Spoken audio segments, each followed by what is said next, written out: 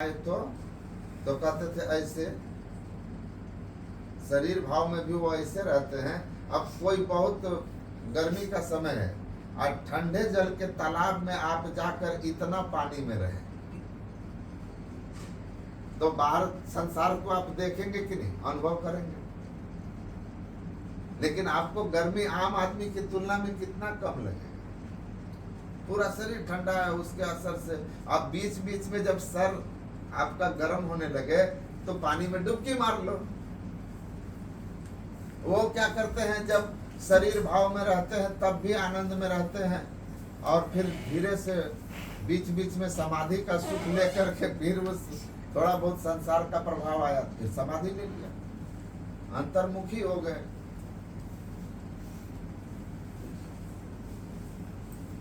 अंतर्मुखी हो जाते हैं।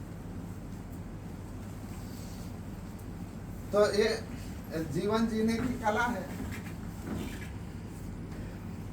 इस कला को ठीक ठीक जान चाहिए तो आपका जीवन आनंद में है। कहा जिनको जीने की कला नहीं आती उसके लिए जीवन क्या है, वही रस्सी में सांप का भय।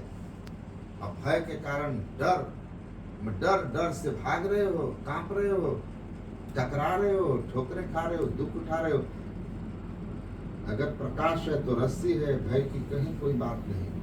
तो ज्ञान जब होगा तो अपने आप को अपने अमृत स्वरूप से आप परिचय हो जाएगा। फिर भय किस बात का,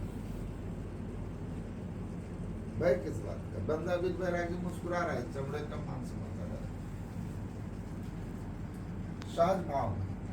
हमारे गुरु महाराज का हर्निया का ऑपरेशन हो रहा था। उन्होंने कहा मैं कभी जीवन में नशा नहीं लिया हूं तो मैं एनेस्थेसिया नहीं लूंगा। तो कहा आपको बहुत कष्ट होगा, कहा टेंशन मत लीजिए, आप ऑपरेशन कीजिए, निश्चिंत रहिए। सदगुरु महर्षि मही परमहंस जी महाराज को ऑपरेशन थिएटर में ले गए और इन्होंने कहा कितनी देर लगेगी, तो कहा कि 40-45 मिनट। कहा ठीक है आप ऑपरेशन कीजिए। शरीर जैसे एकदम से सिमट गए।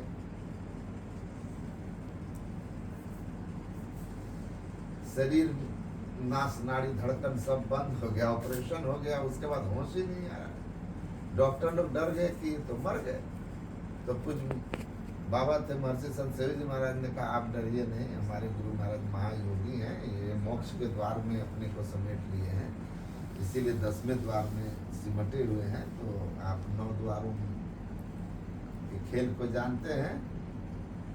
थोड़ी देर के बाद फिर उनका सब कुछ चलना शुरू हो गया, शरीर भाव में आ गए। डुबकी मार ली थी, समाधि में थे, शरीर से इंद्रियों से चेतना को सिमटाव कर लिया था। ये योग की कला है।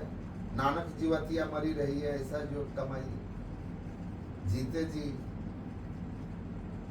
तो कहते थे जीते जी मर जाना किसी को कहते हैं तो लोग कहते हैं बड़ा तो श्रापित जीवन है।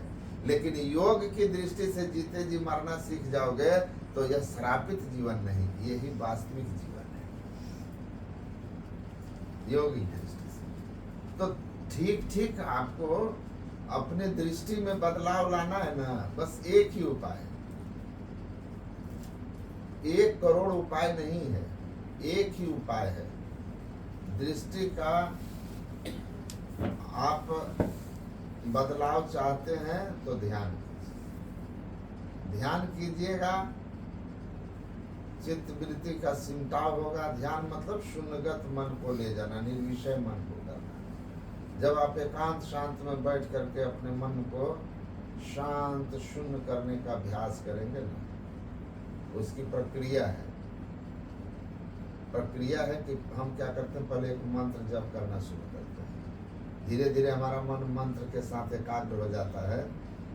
तो उस एकाग्रता से ज़्यादा एकाग्रता होती है जब हम किसी रूप का चिंतन करने लगते हैं। तो अपने इष्ट के रूप का चिंतन करने लगते हैं।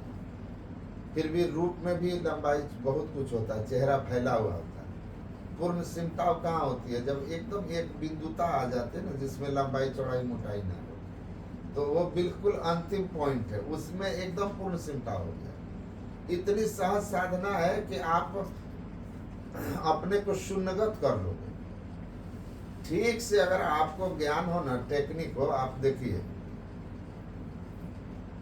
एक ट्रेन जो होती है अगर अपने पटरी से नीचे उतर गई, इंजन नीचे उतर गया ट्रेन, 1000 आदमी मिलकर के भी आप उठा के उसको नहीं रख सकते। रख पाएंगे पटरी पर वापस, रेल की पटरी। लेकिन एक वो जो बड़ा सा किरान होता है वो अकेले आकर उठा के उसको रख देता है। केवल उसको जाके से फंसाया, उसको बस अपलिफ्ट किया, ला करके जहां होना चाहिए वहां रख देता है। वैसे अगर आपको टेक्निक आती है तो इस दृष्टि को, अपने मन को शून्यगत करना बहुत सहज है। समय देना पड़ेगा, किसी भी काम में समय दीजिए। तो आप अपने दृष्टि को इस तरह से रखिए, मन को ऐसे जगह पर रखिए ना, एकदम शून्यगत हो जाएगा। आपकी दोनों दृष्टि जाकर आपस में सट जाएगी। ये दृष्टि जो है ना फैली रहती है तो हम फैले रहते हैं, दुनिया हमारे सामने होती है। आप दृष्टि को समेटते हैं ना, आप सुई में धागा डालते हो, समेट लेते हो कि निशाना किसी वस्तु पर लगाता है कोई निशानेबाज, तो उसी को देखता है, हर जगह से उसका ख्याल सिमट जाता है। अर्जुन कहता मैं केवल चिड़िया की आंख को देख रहा हूँ और कुछ नहीं देख रहा हूँ। निशाना सही है, दृष्टि सिमटती है। दृष्टि फैली हुई दृष्टि दुखालयम में ले जाती है। सिमटी हुई दृष्टि, जितनी दृष्टि सिमटती जाएगी संसार आपके सामने उतना छोटा होता जाएगा। जितना संसार छूटता जाएगा उतना आप सुखी होते जाएंगे। आप जब सोते हैं तो संसार को छोड़ते हैं कि नहीं छोड़ते हैं? जब आप संसार को भूलने लगते हैं आपको नींद आने लगती है। जब तक संसार नहीं भूले हैं तब तक इधर से इधर, इधर से इधर, मतलब नींद नहीं आती, परेशान बेचैन होते हैं। और जैसे सब भूल गए कल क्या होगा इसकी चिंता खत्म हो गई। अकाउंट का जो है ना ब्रॉड फॉरवर्ड, कैरी फॉरवर्ड बंद हो गया तो आपको सहज नींद आएगी, आप सिमटेंगे। जब सिमटने लगते हैं, नींद आने लगती है, उस समय कोई जगाएगा आपको बहुत खराब लगेगा, क्योंकि एक सुकून जो आपको मिल रहा था वो उसमें विघ्न पड़ गया, डिस्टरबेंस आ गया। तो सोते हुए जो हमको शांति महसूस हो रहा है, ये ईश्वर दिखा रहे हैं कि आप अपने अंदर जितना सिमटोगे ना उतने शांति है, और जितना बाहर फैलोगे उतने अशांति है। तो जितना फैलाव होगा उतनी अशांति होगी, जितना सिमटाव होगा उतनी शांति होगी। बस तो आप जब सिमटते हो ना, नींद में चले जाते हो तो थोड़ा नीचे चले जाते हो, कंठ में आ जाते हैं, स्वप्न देखने लगते हैं, हृदय में आ जाते हैं। जीव जब आता है तो गहरी नींद हो जाती है। लेकिन ये जीव जागृत में आंख में रहता है, इससे नीचे उतरता है।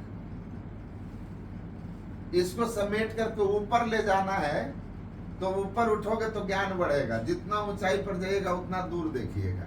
ऊपर उठिएगा, अभी बंद करके नेत्र अंधकार देखते हो, ऊपर उठिएगा प्रकाश हो जाएगा, दिव्य दृष्टि खुल जाएगी। ये बस सिमटाव का साधन करना, फिर उनको दिखने लगता है कल क्या होना है। आप बहुत परेशान है, दूसरा आदमी देख रहा है कि कल इसका तो ठीक ठाक सब रहने वाला है, ये बड़े परेशान है कल को लेकर फालतू का, क्योंकि वो दूर तक देख रहा है ना। ठीक है, आप कुछ बुरा होना नहीं है। स्वप्न में जितने अच्छी बुरी चीजें देख रहे हो सब स्वप्न ही तो है, संसार भी स्वप्न ही तो है। कहाँ होता है